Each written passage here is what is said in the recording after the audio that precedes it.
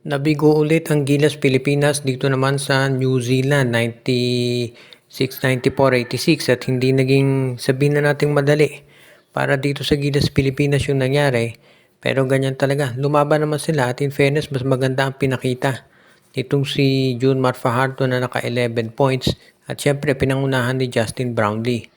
Pero yung ibang players talaga ng Gilas Pilipinas ay nahirapan na mag-contribute, particular na nag-i-struggle.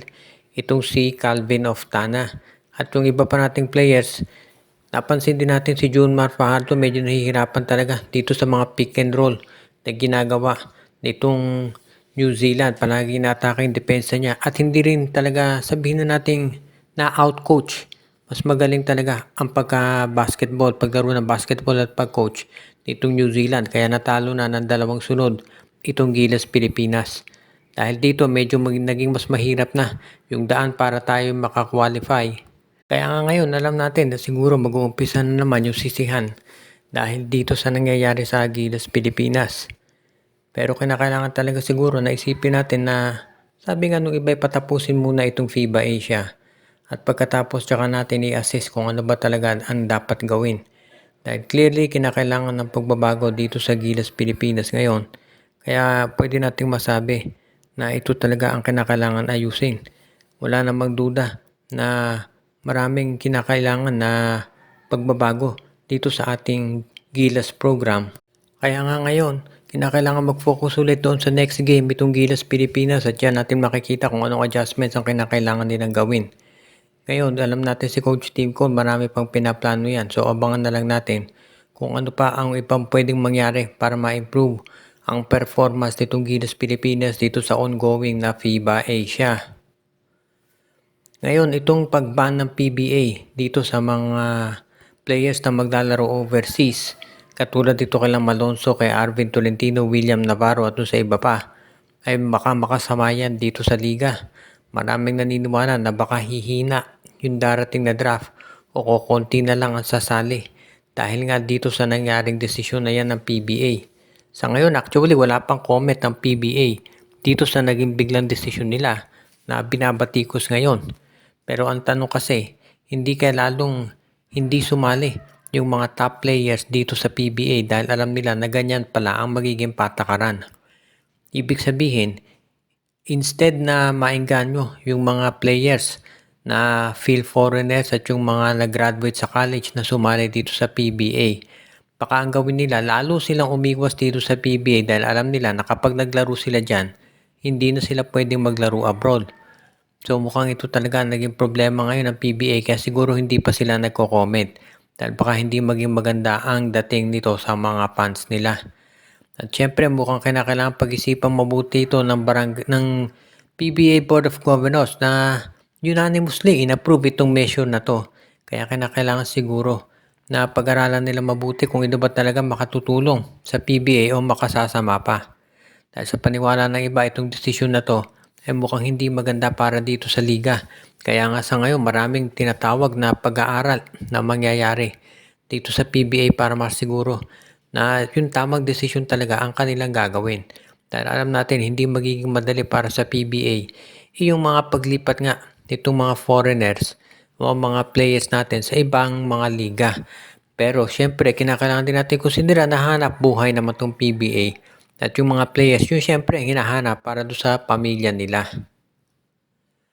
At ito namang San Miguel Beer ayon dito sa mukhang nakikita nating analysis ay nagpaplano na sa darating na draft ang kukunin daw nila ay itong si DJ Fener o kaya naman si Jason Brakeman.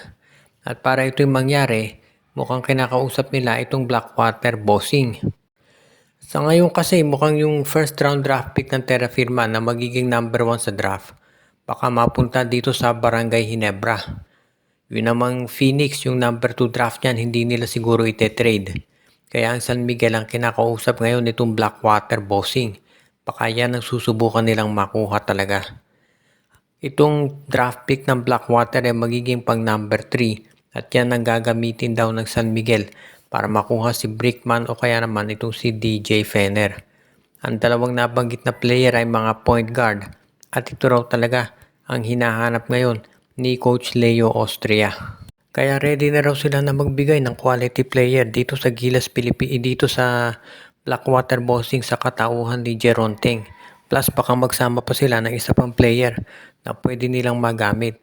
Dahil sa ngayon mukhang hinahanap daw talaga nitong si Coach Leo Austria ay point guard at mukhang nakikita nga niya solusyon si Jason Brickman o si DJ Fenner. Kapag ito'y nangyari talaga, mare-resolve na yung kakulangan ng San Miguel pagdating dito sa point. At sigurado na makakatulong yan talaga dito sa ambisyon nila na maka-Grand Slam. Kaya abangan, so dito natin makikita talaga kung anong mga strategiya ang gagamitin ni Coach Leo Austria para makumbinsi itong si Coach Jeffrey Carriazo ng Blackwater Bossing na payagan na talaga na i-trade yung kanilang first round draft pick dito sa San Miguel Beermen na medyo magiging matindi yan. At ang huli nating report sa video sa araw na to ay tungkol dito sa Barangay Ginebra na mukhang ang kinukonsidera daw talaga ngayon na makuha nila ay itong si Michael Phillips. Itong si Michael Phillips kasi ay isa dito sa tinatawag na pwedeng maging top player sa darating na draft. At mukhang sabi nga nila baka ito'y maging number 1 pick kung hindi kasi nasasali itong si Kobe Paras at itong pati na rin itong iba pang mga options na sinasabing magiging number 1 pick kung hindi sila sasali sa draft. Malamang nga itong si Michael Phillips na yan.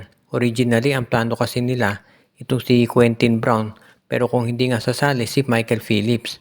Magiging okay na okay talaga ito si Phillips para dito sa Barangay Ginebra dahil yung posisyon nito halos pareho dito kay Jamie Malonzo. At yan naman talaga ang hinahanap ngayon ni Coach Tim Cone. Plus itong si Michael Phillips, pwede rin niya maglaro ng sentro. So yan ang isa pang bentahe at isa pang dahilan kung bakit siya gustong makuha ni Coach Tim Cone at sigurado magiging magandang kalalabasan nito. Kaya nga ngayon, itong Barangay Ginebra, alam natin na wala si Coach Tim Cone ngayon pero nagre-ready na raw sila dito nakausapin yung Terra Firma G para makuha yung number 1 draft pick at magamit yan para dito kay Michael Phillips. At sigurado na magiging maganda kalalabasan nito sa future ng Barangay Ginebra kung sakasakali nga na ito'y matuloy. At alam din naman natin na itong si Michael Phillips magiging matagal na yan tinatawag na PBA ready. Kaya pwede na yan talaga dito sa Barangay Ginebra na sa kasalukuyan ay nag-iintay at naghahanap ng isang center na pwede nilang magamit.